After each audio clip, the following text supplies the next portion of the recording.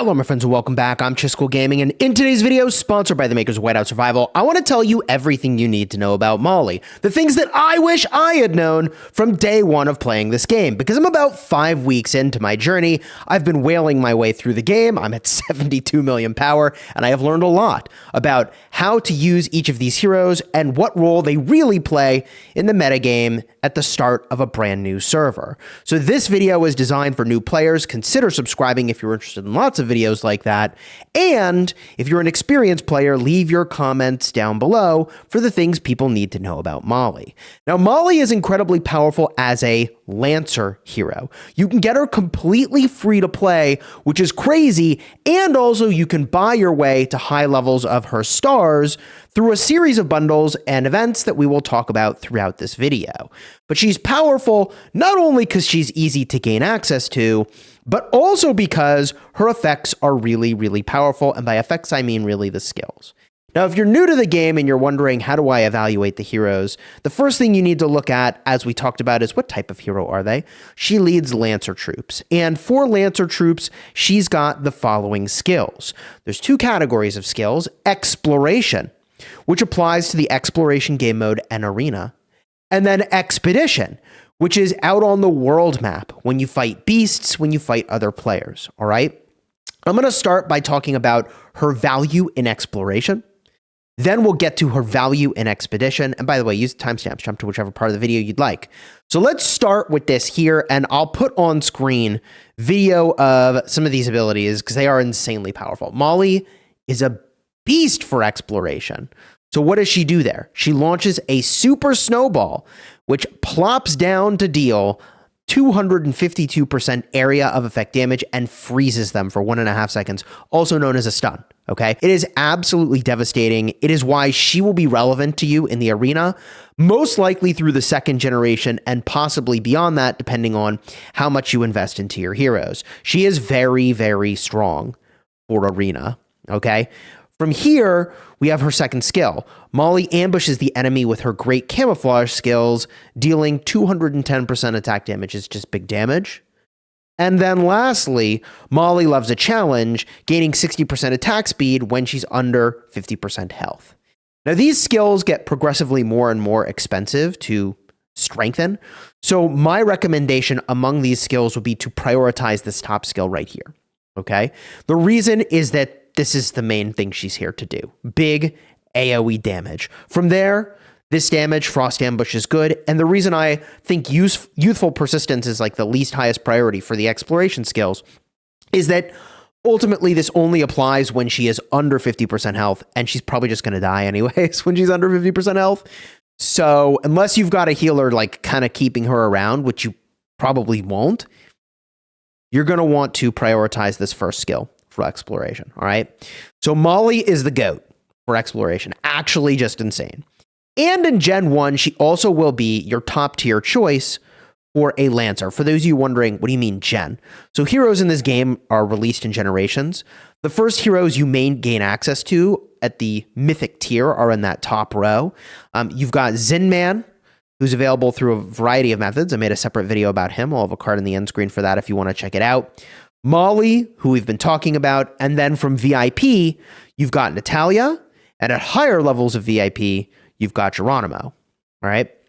But back on topic here, Molly is the strongest you can get at the sort of mythic tier for your Lancers. So she is likely to be, especially because you can get her free to play, someone you use when you battle out in the world. And so what does she do when you're out in the world? A couple things.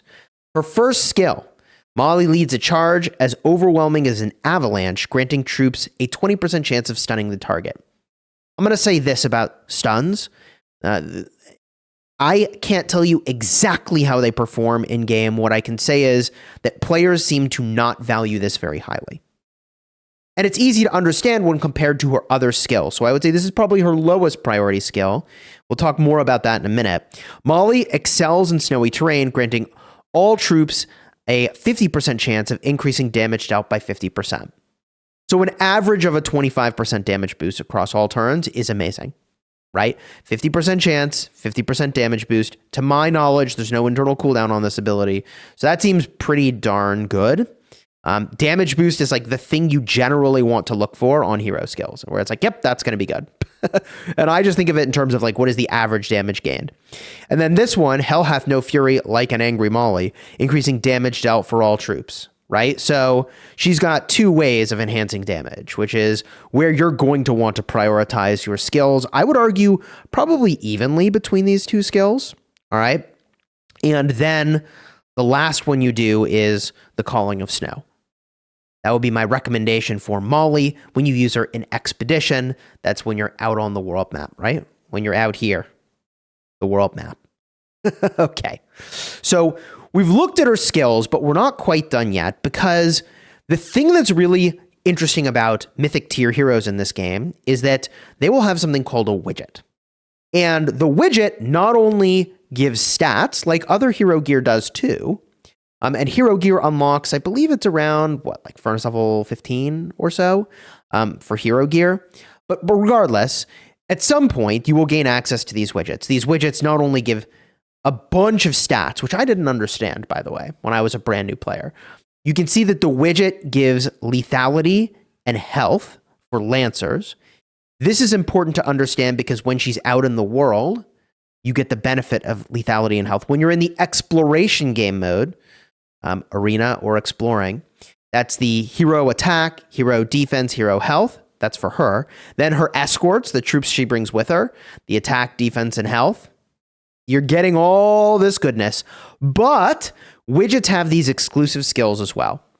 So typically, I think the first upgrade on a widget is going to do the exploration skill, and the next upgrade will do the expedition skill. And then it just goes back and forth and back and forth. So you can see at level 5, my exploration skill is level 3 over here. And if I were to upgrade it to the next tier, I hit enhance, the expedition skill will get boosted. So it sort of trades off upgrading those two skills. So there are more skills we need to talk about when we look at heroes, and it's these skills on the widget. The widgets are very powerful. So over here for exploration, you get yet another damage boost. So Molly wields a modified version of the launcher, boosting damage dealt. I have 20%. You can get up to 30%. And then for expedition, with the blessing of the snow, defender troops lethality is increased by 7.5%. So when you reinforce a structure, if you're the captain, you get this boost. So she is technically a defender hero. In other words, you'll use her potentially even in later generations for defending stuff. The thing is, we'll talk later about how the very next generation you get yet another defender hero who would replace Molly if you had Philly at a high enough sort of a tier. Philly we'll talk about later. Okay, so that's everything that Molly does from a skill standpoint. You don't need skill manuals to get these skills. You just need the widgets to do these upgrades. And there are a bunch of ways to get these. That'll be sort of topic for a separate video, the custom hero widgets, all right? So Molly is absolutely a beast in arena. She is absolutely meta for rallying and garrisoning in season 1. And in the next sort of generation of heroes, you will gain access to Philly. And I mention this because Philly is also a hero that will be used for defending. We get a look at her gear, and we go down here. You can see she is giving defender stats as well. So most people end up deciding to work heavily on Molly because she's so easy to get, and then potentially skip Philly in the next generation for what it's worth. I know I'm like giving you a look into the future. We just got that generation. It's very much on my mind. But as a new player to the game, one of the things you really ought to be considering is, do I invest in this hero from this generation, or do I save my precious materials for future heroes and future generations? Now, on the topic of saving materials, let's talk about these shards that you need for Molly to upgrade her, all right? When you upgrade Molly's shards, you're getting all of the benefits you see here on your screen when you apply the shards and increase the sort of snowflake level.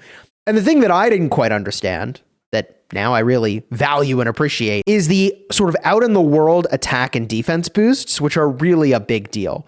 Now look, for a lot of people that are rally joining, Molly is not going to be the best hero to use as the first hero. I covered that in a separate video. We'll talk about that sort of at the end of the video.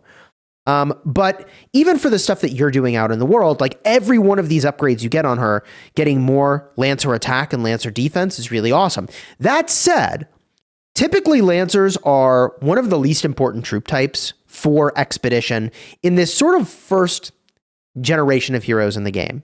So when I run my troops out in the world, I use 50% infantry, 30% marksmen, 20% Lancers. So the weight of, the sort of value of these stats is lower, in part because you're not going to bring in as many of these Lancers. But the good news is there's a ton of ways to get shards for Molly. First and foremost, you're going to be doing your quests for exploration. Okay, so I'll go into my city. You go to your lighthouse. I guess quest for exploration was not the right way to say that. I should just call them lighthouse quests. Some of these quests are going to give you shards for Molly, which is amazing. You're going to get a bunch of ways to get Molly completely free to play. Molly's going to be available in gold keys, which is amazing. In fact, it's called epic recruitment. Your points chest, when you open a certain amount of chests, you get credit for sort of like a pity draw. And those happen pretty regularly, and they give you Molly. So there's all these ways you can get Molly completely free, which is why a lot of people will advocate for not really pushing her star level. I didn't push her star level as much as I could have. As long as you're not like the main rally or main garrison, you're kind of chilling, and you can slow roll your Molly upgrades because you're going to get a bunch of her for free. But if you did want to buy your way into Molly, there is also a bundle that you can get at the start of the game. And I spent a fair amount on this bundle on day one. It goes all the way up to a $100 tier. It's called Molly's Blessing. This bundle gives pretty solid value and is a very fast way to push your progress on Molly. Some amount of sort of getting this on day one, I found to be incredibly valuable. I will say we're talking about spending in a mobile game. So as I say in all my videos where I talk about spending, consider your financial priorities. I'm not a financial advisor, not financial advice, but things like saving for retirement, having an emergency fund, et cetera, et cetera. You should go investigate these things for yourself. But with that said, on day one going in, if you're a spender and pushing on Molly's strength, I found to be very valuable. And then the tail end of that, I'm getting sort of my free-to-play value over time. But there is another event that shows up periodically. I think it's like weekly. And it's called the Hall of Heroes. And I don't have it available now, but it'll show up in the little present area, the deals section. And you can get, for the same dollar spent, even more shards of Molly. So if you don't buy her from this bundle right away, the better place to go and do it and get more shards per dollar is going to be from that Hall of Heroes event, which shows up like every week, and it lasts for about 3 days. And you can even spend gems to get the currency you need to go in exchange for her shards. So that would be my recommendation. And I wish I had understood that, because I might have considered sort of pushing her further sooner and spending over there instead of spending over here. And like, this is the fastest way to do it. If you are patient for that Hall of Heroes event, you can go further per dollar. All right. So we've talked about what Molly brings to the table, both for exploration and also for expedition. We've talked about the importance of her widget. We've talked about her relevance in the meta. But I think the next thing we want to talk about is something that I like to look at called breakpoints. What is the sort of breakpoint where you would prefer Molly over other heroes? Let's go get a peek. So this is a chart prepared by YBanditY, and I think it's really, really insightful. And I've got links to a bunch of relevant information in my Discord server linked in the description here. It's the important links section. So you can get access to these charts and any other really important stuff people drop in there. But if we zoom on in here, we can get a look at just how much better Molly is than the sort of purple tier, SR tier of heroes before her. All right. And it's important to notice that Molly is on average about 35.7% better than the purple tier, which is a big deal. All right. So it should come as no surprise that there's a huge difference between purple and gold tier heroes, but it's about a 25 to 50% jump. Not only is this a massive arena stat increase, but a large expedition boost too. And with the introduction of hero weapons, there's a lethality and health boost and extra skills benefiting rallies. Molly is great for Generation 1 and 2 Garrison, which aligns with what I've been saying so far, okay? So Molly is going to be a really outstanding investment that like you can get for free, or you also can spend to accelerate. And putting into her widget some amount of investment is also valuable to get the lethality and health boost. Also, there's stats there for your arena performance as well, right? And when we compare to the next generation, this is an important insight when you think about working on any hero, you're about 16% better with Philly. This is why a lot of people say, maybe you skip Philly. I'm going to work on Philly. I'm very interested in Philly. She's available in the daily special and some other places as well. But let's talk about the value of this upgrade. You can see even just sort of comparing the stats here, there's more lethality and health from the widget. There's more stats overall with the exception of hero defense. Okay. And what do we see here? Gen 2 starts to establish the general rule of a 20% upgrade per gen, but note that defensive stats are the same as the purple tier, right? So hero defense and escort defense. I think the reason is that like, when you think about what defense is doing, it's mitigating the damage that will be inbound, whereas health is the like pool of damage you can receive before taking losses. So I think if defense was constantly scaling, like the game would break. I think that's why defense doesn't really go up very much. Anyways, Philly introduces our first healer hero. This can turn the tide in early gen arenas and rallies. And I will say this, there is another healer, it's Patrick. But yeah, Philly is very interesting in her role in arena as a healer. But the relevance of this, where am I going with this? Most people, I think, for arena, will end up running 2 infantry, Molly, and then probably Alonso and maybe Philly in the back. And if that's the route you're headed, then Molly will be valuable to you for a very long time. Okay. And it's worth planning out, like, what am I going to do in the arena in the future with regard to what you put into your Molly? Because I personally wish I had worked on her widget a little more. Because now I'm realizing, like, I probably keep using her. There is only one situation, I think, where you would not continue to use Molly into the next generation of heroes for arena. And that is only in the situation if you're like a super whale, like I've been doing, where I'm already VIP 11. I got first and second in a Hall of Chiefs. And so I have a Max Geronimo. And I think I could run triple Inf, Philly, and Alonso, and it might be better than having Molly. But like, this is the way too in-depth analysis about why it is that Molly, if you wanted proof, here it is going to be good for a while. But there's one more chart I want to show you. It's a crossover of like, when is Molly better than other stuff? This is another chart by YBanditY. I think I'm attributing that correctly, but if not, please let me know down below in the comments. And if I zoom on in here, this diagram, again, available on my Discord server, helps you understand when you would upgrade from one hero to another. And this was really insightful to me because I realized that Molly would last longer for me than I expected. And let me explain. So when you want to go from one of these epic Lancer heroes, and hey, look, like Jesse, Patrick, they're very popular heroes. The other hero there, I can't remember his name, but he gives a march speed boost for fighting beasts. So he's like not that important. A hunting march speed boost. But I mean, there's things you'll use him for. But anyways, if you had 5-star versions of like Jesse and Patrick, you'd only use Molly instead if you had her at sort of like 4.2 stars and no amount of widget. You'd be like, oh, Molly's better now. That's what this is, I think, intended to show you. And there's a little more nuance to that, which is what the purple color is indicating. We won't get into that now. It doesn't. For the sake of the video, it's not that important. Now, the thing is, as a new player to the game, like, you're not going to have your epic heroes 5-star for a really long time anyways, for the most part, maybe with the exception of Gina. So your breakpoint will ultimately be much earlier for using Molly. And honestly, for arena, like, I don't know, you'll have to decide sort of what the star level is where you're really happy to bring her in and you get better results. You should test and see. But It'll happen pretty quickly. But over here is where things get really interesting, where you say, gosh, like, will I continue to use Molly into the next generation? And Philly is only listed here as an improvement at max stars with a level 9 widget. So arguably, Philly, if you invested in Molly's widget and her shards, Philly looks very skippable in Gen 2.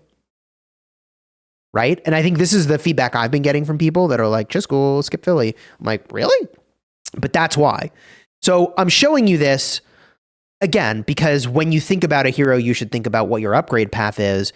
And if you're not going to upgrade from Molly right away, she's even more valuable. In other words, if you were planning to skip Philly and then go to Gen 3, which I think is Mia is her name, right? Am I getting that right?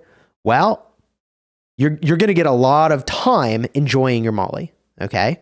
And so that merits more investment into your Molly. Plus, something I didn't really factor in is, once the next generation shows up, unless you're going to drop a ton of stuff to like try to max them right away, which you almost can't even do because you won't have the widget upgrade materials to do that. But even if you could, you're going to get value even after the new gen of heroes is launched, until you actually get to the point where that next hero is actually an upgrade. So as an example here with, I think her name is Mia, like if you put a ton of investment into Molly, you've got to still get her to 4 stars and level 8 on the widget to be better than a maxed out version of Molly.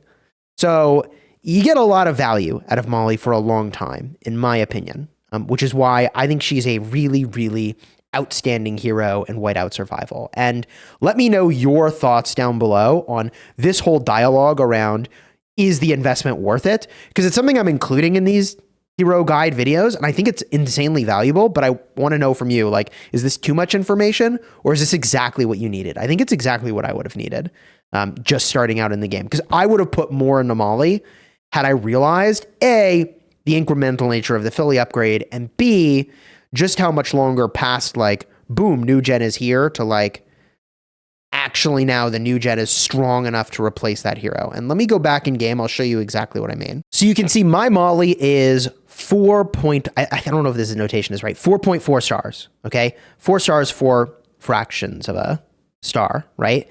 And my Philly is 4 stars. And I switched all my gear over and I was like, okay, I'm going to use Philly. And I was like, actually, no, I'm not. It's less total stats. Right. And you look over here to figure that out. And you do need to move your gear over in order to really understand the final picture. But when I did that, I was like, oh, darn, my Philly's still not good enough. Now I'll work on her. She'll get there. And she is better than Molly. It's just she needs to be nearly maxed to be better than a nearly maxed Molly.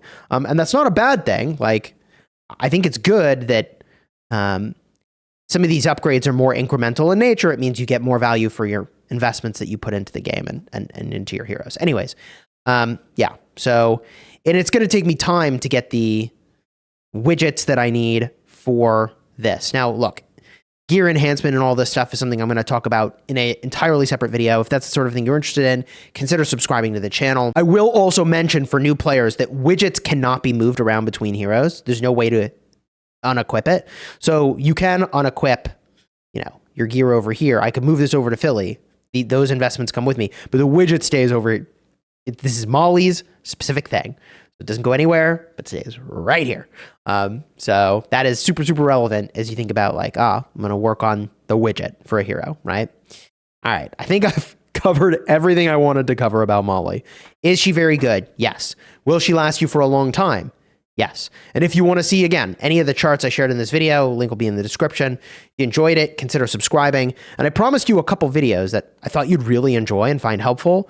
I'll have cards for those in the sort of side over here that you can go tap. Go watch those videos. I think you'll get a lot of value from that.